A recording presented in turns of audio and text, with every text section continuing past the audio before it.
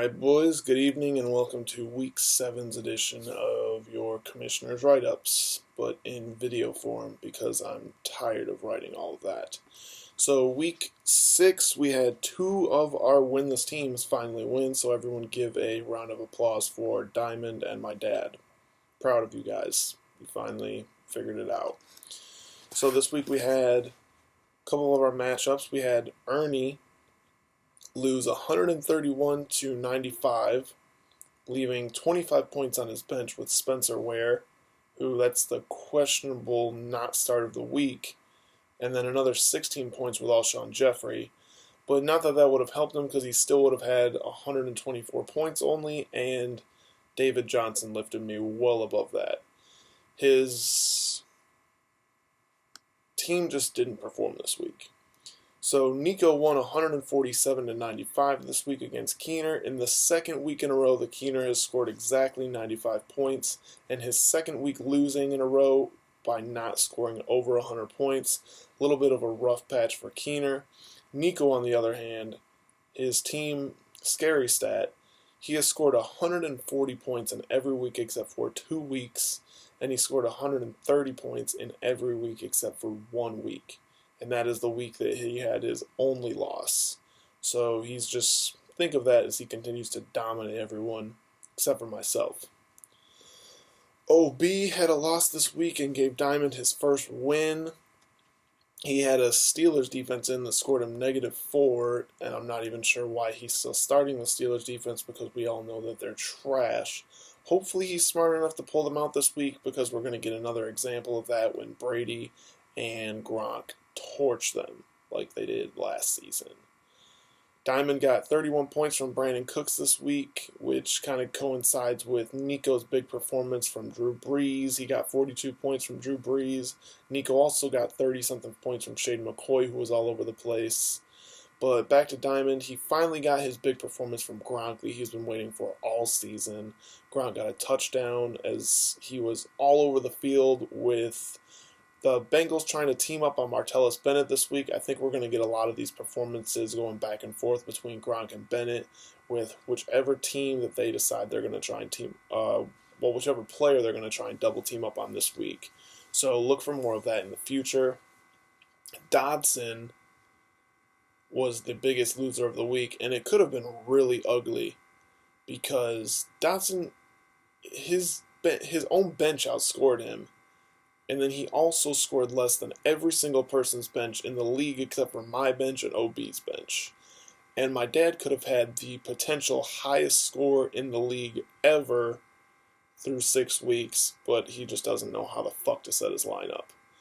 So finally we had Corral get a comeback victory with Brandon Marshall's modest 10 points, but still enough to lift him over Bradshaw.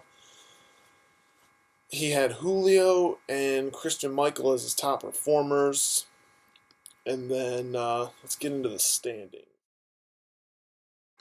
So we have Nico 5-1 tied for first with myself, Dotson 4-2 at second, Ernie 3-3, OB 3-3, Bradshaw and Corral in a 4-way tie. Eddie's 2-4 in fourth, and then Mike and my dad are both tied in last at 1-5. Without further ado, I'm going to get into this week's matchups, starting with myself against Corral. Now this week I do have Carson Palmer, who is questionable with a hamstring injury. He went out late in the game against the Jets. Hopefully it is true what he said about it just being a little tight. But Corral does have a few players on a bye. He's got Fozzie Whitaker, Kelvin Benjamin, and Dan Bailey all gone. He does have Aaron Rodgers playing against Chicago, which should be a scary matchup. But if we've all been watching, Aaron Rodgers absolutely is trash this year. I do have David Johnson playing against the Seattle defense and Lamar Miller against Denver, which should prove challenging matchups for both of them. But I think in the end, I am going to get this win against Corral.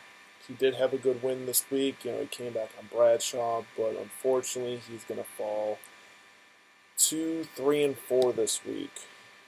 Next up, I have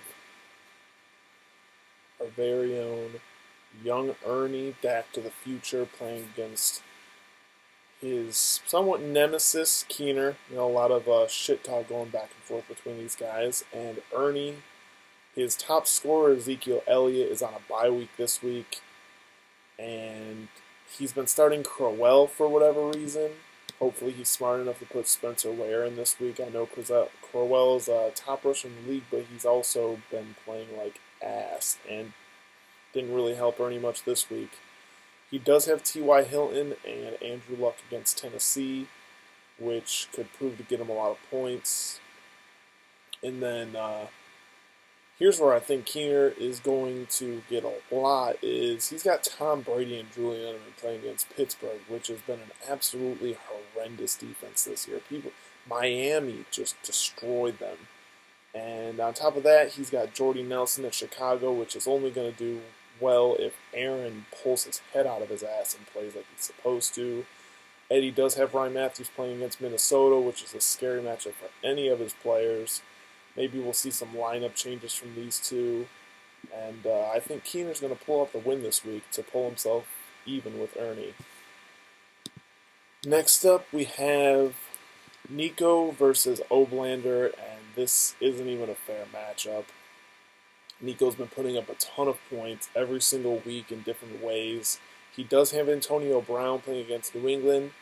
Fun fact, Antonio Brown did not do well the last time he played New England. Bill Belichick, he game plans to take away your best weapon, and that's what he does, and he's probably going to do it again with Antonio Brown. And plus, on top of that, he will not have Big Ben slinging him the rock, which is going to be not helpful for him at all stat-wise. Oblander has Cole Beasley on a bye week this week, but he should be able to fill the spot with Deshaun Jackson, who's playing against Detroit. Depending on how it could produce some points for Deshaun Jackson. Overall, like every week, I see Nico coming in with a commanding victory over Oblander. And then we've got Diamond versus my dad. I was hoping that they would lose last week so I could have an 0-6 matchup from the both of them, the ultimate toilet bowl. But I am happy they won. Still, two last place teams playing against each other, both 1-5, both trying to fight their way back up to the playoffs. My dad, his team's improving, and he's got Golden Tate against Washington. We all know Josh Norman can't cover anything. Eli Manning and Odell against LA. It seems like Odell has finally figured out how to catch a football again. Hopefully my dad makes some smarter decisions and benches Tavon Austin. On the other hand, we do have Diamond with Gronk, who is playing against that same Pittsburgh defense that I just talked about in Eddie's matchup. And I think Gronk and LeGarrette Blount are both going to get a ton of points this week. Russell Wilson, on the other hand, is playing Arizona, who we just saw them shut the Jets down completely. Matt Forte, everything. The Jets could do nothing. So I think that it's not going to be good for Diamond on that front, and I think my dad's going to get the win this week and improve to 2-5, put himself kind of back into the playoff race. Last two matchups here, we have Dodson, who's coming off a really bad loss last week. He did lose Big Ben. He's going to have to find somebody to put in that quarterback spot, playing against Bradshaw. And Bradshaw's got Greg Olsen and Cam Newton on a bye week this week, which is going to hurt him badly. He does have Julius Thomas to fill in the spot, but Julius Thomas is no Greg Olsen. We all know that. He is possibly going to benefit from a Chris Hogan matchup at Pittsburgh. And he does have he does have Matt Stafford to fill the spot of Cam Newton. So we're going to see how it goes. I do think that DeAndre Hopkins is going to face a little bit of a challenge in Denver, and I'm predicting that Bradshaw comes out with a victory this week over Dodson. Dodson's going to go into a little bit of a slump here. And last but not least, actually no, that is all of our matchups. So boys, we'll see how it goes this week. As always, let me know what you think of the Commissioner's Corner, and may you all lose.